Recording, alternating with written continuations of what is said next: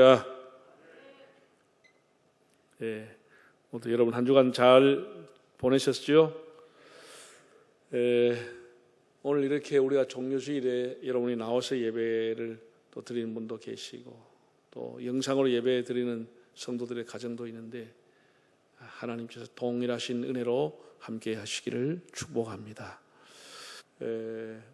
우리 사회는 여전히 코로나19로 긴장하고 조심을 하고 한 주간을 보냈고 미국, 스페인, 또 이탈리아, 독일, 영국, 프랑스 다 세계적인 선진 국가인데 우리나라보다도 더 확산이 돼가지고 국경을 폐쇄하고 또 시민들의 그 출입도 자제할 만큼 온 세계가 고통 속에 있습니다.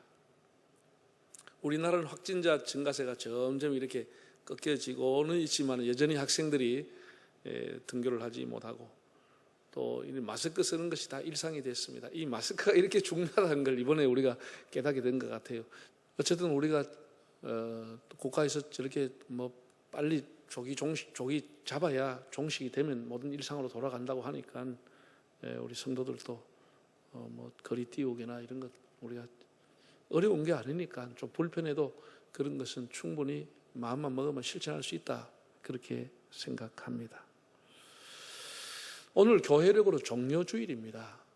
종려주일이라고 하는 것은 예수님이 예루살렘에 오실 때 종려나무 가지를 흔들었다는 그런 의미를 갖고 있고 혹은 과거에는 고난주일이라 이렇게 불렀습니다. 아주 더 오래전에는 호산나 찬양을 하면서 했다라고 해서 호산나 주일이라 이렇게 부르기도 했습니다. 오늘 세 가지 말씀을 이제 생각하면서 하나님 주신 은혜를 받고자 합니다. 첫째는 예수님의 예루살렘 성의 입성이라고 하는 것은 계획된 왕의 입성입니다. 예언이 된 왕의 입성이다 그런 뜻입니다. 종려나무는 승리와 번영을 상징하는 나무입니다.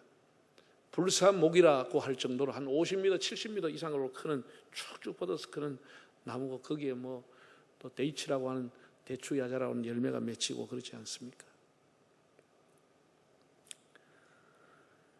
예수님을 왕으로 종려나무 가지를 흔들었다고 하는 것은 예수님을 왕으로 이렇게 환영하는 그런 행위를 한 겁니다. 이런 그림을 연상해 볼 때마다 북한에서 하는 행위가 우리가 연상이 되잖아요. 여러분 이북에서 나라의 기민이 가거나 이렇게 하면 어떻게 해요? 우리나라 대통령 갔을 때 어떻게 했습니까? 공항에서 수만 명의 사람들이 나와서 종이로 꽃을 만들어 왔어. 빨간 꽃을 계속 흔들어 제낍니다. 그러고 고함을 지르고 와 하는 고함까지 함성까지 지르면서 광장이 떠나갈 듯이 수많은 사람들이 모여서 환영을 합니다. 참 제가 보기에는 세계에서 환영식은 이북만큼 잘하는 데가 없는 것 같습니다. 그렇게 하는 나라가 있습니까? 네. 이북 이런 체제는 가능한 겁니다. 한마디로 명령하면 직장이고 뭐고 다 그만두고 다 광장으로 나와야 되니까. 우리나라 같이 이제는 민주화된 나라는 이제 불가능합니다. 외국의 대통령은 어느 초등학교에 부탁해서 초등학교 학생들 선발된 50, 60명 나와 요새는 흔들고 끝나지. 지금 우리나라가 대대적으로 수만 명 나와 하는 그런 거 일치하지 않습니다. 과거에 우리가 배고프고 어려울 때는 좀 잘 보이려고 환영하고 했죠. 지금 그렇게 하지 않습니다. 사람의 심리 속에는, 심리학자들에 의하면 사람의 심리 속에는 마음에 이렇게 함성을 지르고 고함을 지르고 소리를 지르고 노래를 하고 이런 것이 하고 싶은 것이 내재되어 있다는 것이죠. 어떤 이슈만 있고 주어지기만 하면 탁 튀어나오는데 그런 것이 없어서 잠재하고 있을 뿐이라는 거예요. 1895년에 폴란스의 귀스타포 르봉이라고 하는 사람이 쓴 군중심리라는 책이 있어요. 군중심리, 대중선동, 군중심리를 어떻게 이용할 건가 그런 책인데 이 군중심리를 가장 잘 이용해 먹은 사람이 히틀러라고 하는 사람입니다.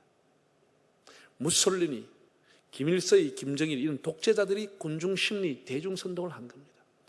여기다가 사이비 이단의 교주들 역시 군중심리를 이용해서 사람들을 집단으로 모여가지고 박수치기 하고 하게 한 겁니다.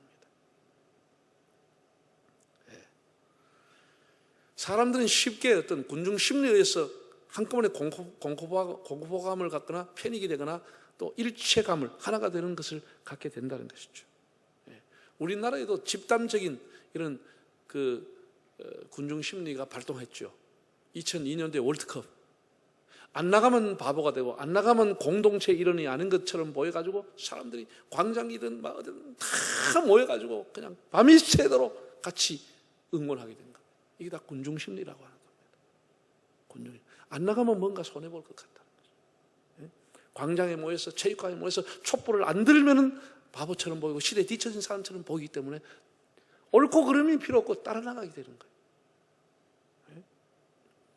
예수님이 이제 예루살렘에 들어오시는데 어린아이부터 어른까지 사방의 사람들이 모여 종려나무 가지를 흔들어요. 예수님이 왜 예수님 오신지 알려고 하는 사람은 없었어. 너도 나도 군중심리로 모여온 것이. 군중심리로.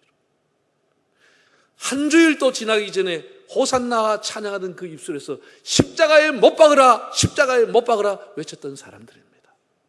예수가 누구인지도 알 필요도 없고 예수님이 왜 예루살렘에 올는지도 이유도 없이 군중 심리에서 움직인 사람들이 종려나무 가지를 와서 흔들었다고 하는 것이죠. 어쨌든 예수님이 계실 때는 사람들이 종려나무 가지를 흔들었는데 영문도 모르게 나오는 사람이 많았다는 것이죠. 자, 그럼 한번 성경을 한번 보겠어요. 8절과 9절을 한번 보겠습니다. 읽어볼까요?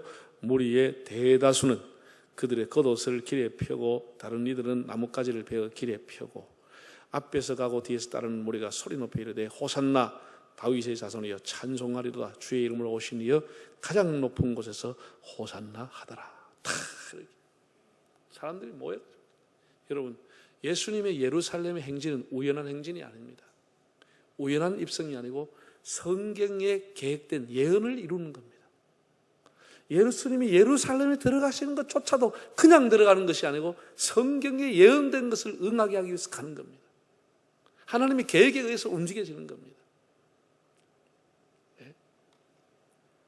우리가 신약 성경을 보면 예수님의 사역에 따라붙는 말이 이런 게 자주 옵니다.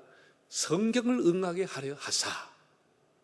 성경이 하신 말씀을 이루려 하사. 즉 구약의 예언을 이루려 하시기 위해서 이렇게 했다라는 기절이 곳곳에 나온 거예요.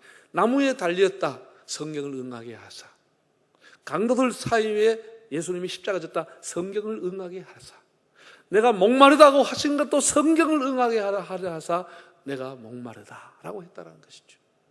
그럼 예수님이 이제 예루살렘에 들어온 것도 그냥 오는 것이 아니고 그냥 지나가다가 마음이 내켜서 오는 게 아니고 성경을 응하게 하려 오시는 겁니다. 예수님이 이렇게 나귀 새끼를 타고 오시기 520년 전에 스가랴라고 하는 선지자가 예언을 해놓았습니다. 자, 스가랴 9장 9절을 한번 읽어볼까요? 시작. 시온에 따라 크게 기뻐할지어다. 예루살렘에 따라 즐거이 부를지어다. 보라, 네 왕이 네게 임하시나니 그는 공의로우시며 구원을 베푸시며 겸손하여서 나귀를 타시나니 나귀의 작은 것 곧 나귀 새끼니라. 보라, 네 왕이 네게 임하시나니 그는 구원을 베푸시며 공의로운 왕이시요 겸손해서 나귀 새끼를 타시는 분이다. 예수님이 이 나귀 새끼를 타시기 520년 전에 스가랴라고 하는 선지자가 나귀 새끼를 타고 왕이 예루살렘에 오신다고 하는 것을 예언을 해놓은 것이죠. 참 놀랍지 않습니까? 놀랍지 않아요. 그러니까 우연한 걸음이 아니고 예언을 이루시고 성경을 이루시는 예루살렘의 입성, 계획된 입성이라고 하는 것을 알게 됩니다. 철학자들에 의하면 사람은 이 세상 속에 던져진 존재다 이렇게 말하는 철학자도 있었습니다. 사람은 세상에 던져진 존재가 아니고 계획에 의해서, 하나님의 계획에 의해서 태어난 존재입니다. 태어난 존재. 하나님은 나귀 새끼 한 마리 가는 것까지, 참새 한 마리가 죽고 사는 것까지 하나님은 다 움직이신다고 말씀했습니다. 우리가 그냥 구름이 흘러가듯이 정처 없이 가는 인생이 아닙니다. 하나님의 계획에 의해서 우리가 움직여지는 것입니다. 하나님의 뜻에 따라서. 그 장차 오시는 메시아, 장차 오실 왕이라고 하는 사람의 암호 코드가 뭐냐? 패스워드가 뭐냐? 나귀 새끼를 타고 오는 분이라고. 높은 준말을 타고 장갑차를 타고 오시는 분이 아니고 나귀 새끼를 타고 오는 분이 장차 그리스도 왕이라고 하는 것이. 그거를 성경은 우리에게 가르쳐 주고 있습니다. 지금까지 우리가 성경을 보면 예수님께서는 뭐 병자를 고치거나 큰 이적을 행하고 귀신을 쫓아낸 이후에 하나님의 아들이, 당신은 하나님의 아들입니다, 이런 말을 할 때마다 예수님이 제지했습니다. 그 말 하지 말라고 그랬습니다. 그런데 오늘 드디어 예루살렘에 입성하시면서 예수님이 스스로 본인이 왕이라고 하는 사실을 밝히고 공개하시게 됩니다. 누가복음 19장을 보면 동일한 내용의 사건이 기록되어 있는데, 왕이 오셨다, 호산나 찬송하고 왕이 오셨다고 사람들이 노래를 하고 찬양을 하고 종려나무 가지를 흔드니까 늘 꽃같게 생각하던 바리새인들이 이제 예수님에게 와서 항의를 합니다. 당신의 제자들이, 여기 있는 사람들이 당신을 보고 왕이라고 하는데 맞느냐? 당신이 왕이 맞느냐? 이렇게 해서 예수님을 아주 이렇게 코너에 몰아놓고 따지는 그런 이야기를 합니다. 그때 예수님이 누가복음 19장 40절에 보면 이런 말씀을 합니다. 이 사람들이 조용하면 돌들이 소리칠 것이다. 이 사람들이 내가 왕이라고 하는 사실, 호산나라고 하는 찬양을 하지 않는다고 하면 돌들이 일어나서 왕이여 왕이여 찬양하게 될 것이다. 이 말의 의미는 뭐지요? 예수님이 왕이시다고 하는 말과 동일한 것입니다. 예수님은 이제 공개적으로 내가 왕이라고 하는 사실을 드러내시고 예루살렘으로 입성을 했습니다. 두 번째, 예수님은 새끼를 타고 겸손한 왕으로 오셨습니다. 낙이 새끼를 탔다는 거예요. 여러분 참 우스꽝스럽지 않아요? 아직 예수님이 큰 낙이라고 하는 게 큰 것이 아니에요. 말처럼 큰 것도 아닌데 낙이를 탔다고 하는 것 자체도 우스꽝스러운데 그것도 낙이 새끼를 탔다는 거예요. 얼마나 우리가 그 그림을 연상해 보면 우스꽝스럽습니까? 우리 동물의 세계에 보면 새끼는 늘 어미하고 같이 있습니다. 어미가 멀리 떨어져 있지 않아요. 새끼가 혼자 있는 것처럼 그 근방에서 항상 새끼를 지켜보고 있습니다. 말이라든지 뭐 코뿔소라든지 심지어 그 큰 코끼리도 새끼 근방에 늘 근방을 다니고 새끼는 늘 어미와 같이 다닙니다. 그리고 어미와 낙이 새끼가 같이 있었겠죠. 예수님이 그 중에서 낙이 새끼를 풀어서 가지고 오라 이렇게 말씀을 합니다. 자, 2절을 한번 읽어볼까요? 2절. 이르시되 너희는 맞은편 마을로 가라. 그리하면 곧 메인 나귀와 나귀 새끼가 함께 있는 것을 보리니 풀어 내게로 끌고 오라. 풀어서 내게로 새끼를 끌고 오라. 이렇게 예수님이 말씀을 했습니다.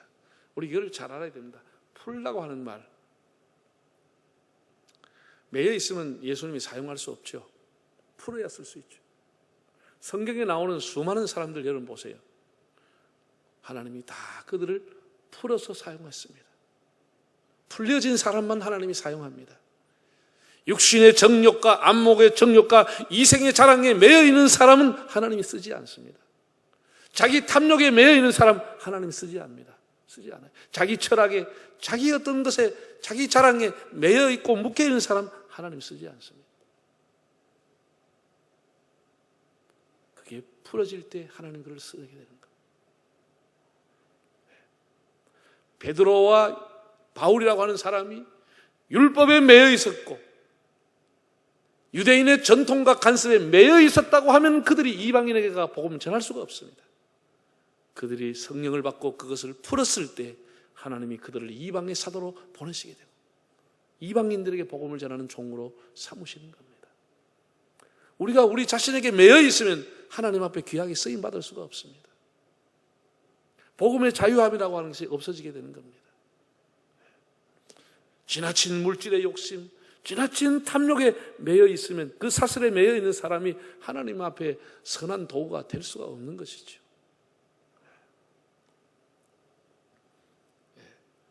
예수님 앞에 풀어서 오는데 그 주인에게 제자들이 누가 갔겠죠. 우리 주인님께서 나귀 새끼를 풀어 가지고 오라고 했습니다. 성경에 보면 주가 쓰시겠다 하라. 물으면은 주가 쓰시겠다 하라. 우리 주님이 쓰시려고 합니다. 이렇게 전달했더니 그 생면부지의 나귀 주인이 황당한 얘기지만 그러시냐고 풀어줬다는 것이죠. 그게 있을 수 있는 얘기입니까? 아니 낯선 사람이 와서 자기 집에 와서 나귀 새끼를 풀어서 우리 주님이 좀 쓴답니다 하고 끌고 가면 그 하고 지켜볼 사람이 있겠습니까? 하나님의 역사는 순종을 통해서 이루어지는 겁니다. 하나님의 역사입니다. 하나님이 물론 그 전날 꿈을 통해서는 여러 가지 방법을 통해서 그 주인에게 메시지가 갔다고 저는 보고 있습니다. 갔다고 보고 있습니다.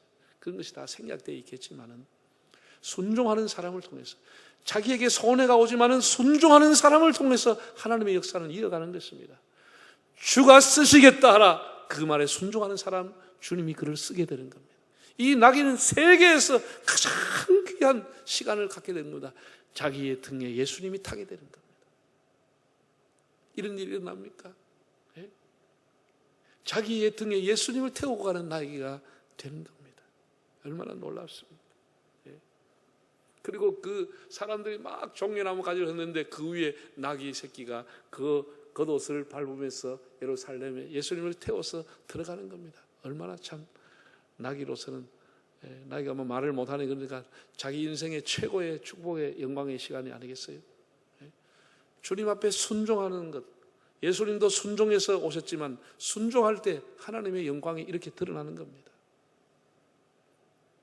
우리가 로마라든지 그리스, 프랑스 이런 데 가면 큰 개선문이라는 게 있습니다. 과거인 전쟁에 승리했던 왕이나 장군들이 쌍두마차라든지 이런 걸 준말을 타고 탁 들어오면 온 사람들이 군대 가서 팡파를 울리고 시민들이 나와서 막 환영을 해주고 영웅으로 이렇게 지켜주는 그런 개선문이라는 게 있습니다. 우리나라는 개선문이 없습니다. 없는데 우리나라가 이제 참 가난할 때 그 생각해 보면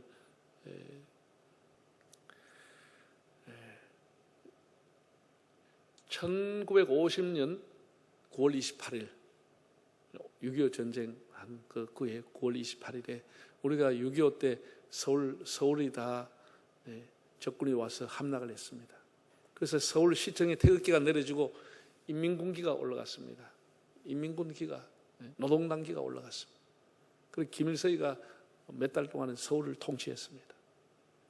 인천 상륙작전에 성공한 이후에 우리나라 해병대와 미군이 서울시청을 접수하고 거기 제일 먼저 한 것이 시청 앞에 개향대 태극기를 올렸습니다.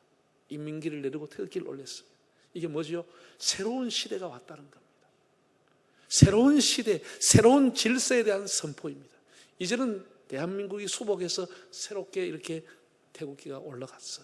대한민국의 대통령이 다스리는 땅이 됐다. 그런 의미의 개양식을 한 겁니다. 예수님이 예루살렘에 들어오셨다고 하는 게 나귀 새끼를 타고 오셨다는 의미가 뭐냐? 예수님의 시대가 왔다고 하는 것을 선포하는 겁니다. 새로운 시대, 율법의 시대가 아니고 복음의 시대가 왔다고 하는 것을 선포한 겁니다. 이제는 은혜의 시대가 왔다고 하는 겁니다. 예수님의 왕국은 은혜의 왕국이고 은혜의 나라인 것입니다. 은혜로서 다스려지는 곳입니다. 우리가 하나님의 은혜 없이는 이 자리에 올 수가 없는 거죠. 은혜 아니면 살아갈 수가 없네. 우리가 다 하나님의 은혜로 살아가는 겁니다. 하나님의 나라는 어떤 나라냐? 한마디로 은혜의 나라라고 하는 것입니다. 서로를 존중하는 나라, 겸손한 나라, 나귀 새끼를 타고 오신 것처럼 화평의 나라라고 하는 것을 예수님이 나귀 새끼를 통해서 보여주신 것입니다. 교회에 있는 우리 모든 직분은 군림하는 직분이 아니고 권력이라는 직분이 아니고 섬기는 직분이라고 하는 거예요. 은혜의 직분으로 하나님이 주셨다고 하는 겁니다. 화평의 직분으로 하나님이 우리에게 주신 것이지 군림하는 직분이 아닌 것입니다. 새로운 질서, 새로운 나라, 나귀 새끼를 타고 오신 주님의 선포는 겸손의 나라, 은혜의 나라가 시작됨을 우리에게 가르쳐 주고 있습니다. 마지막 세 번째, 죽음을 정복하는 왕의 입성입니다. 죽음을 정복하는 것. 예수님은 사실 고난을 받으러 죽으려고 예루살렘에 들어오시는 겁니다. 거기 수많은 사람들이 흥분하고 막 종려나무 가지를 흔드는 이유가 뭐죠? 예수님에 대한 소문입니다. 죽은 자를 살렸다는 능력, 오병이어를 행했다는 능력, 그래서 이 로마의 군대를 몰아내고 그 능력으로 새로운 세계를, 메시아의 왕국을 만들 거라고 하는 사람들의 기대, 다윗보다 더 위대한 나라를, 솔로몬보다도 더 영화로운 나라를 만들 것이라는 기대를 잔뜩 가지고 예수님을 환영했던 겁니다. 그러나 그것은 오해였습니다. 예수님은 하늘의 미랄이 되기 위해서, 죽기 위해서 예루살렘에 들어오신 것입니다. 죽음으로써 죽음을 다스리시는 왕임을 보여주었습니다. 사랑하는 성도 여러분, 우리 근본 한 주간은 세상을 바꾼 한 주간입니다. 예수님의 십자가와 부활은 세상을 바꾸었습니다. 이 세상을 바꾼 한 주간이 시작이 됩니다. 우리 한 끼라도 금식하면서 주님의 말씀을 여러분 마음에 새기고 주님의 십자가를 묵상하는 한 주간이 되시기 바랍니다.